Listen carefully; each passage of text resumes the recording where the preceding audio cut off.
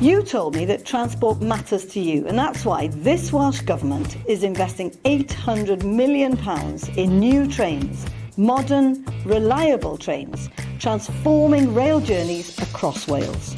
But we're not stopping with trains.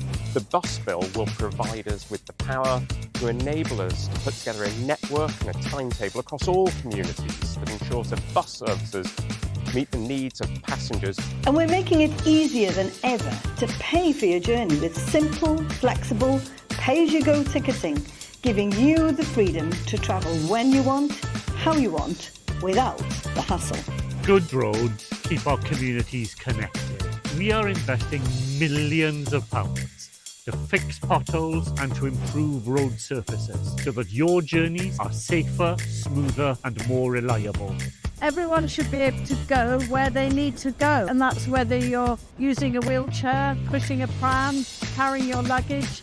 Everyone needs to go. The transport needs to be accessible. We're not just building better transport, we're building a greener Wales. From restoring habitats to planting trees and protecting wildlife, we're making sure our transport network works with nature, not against it.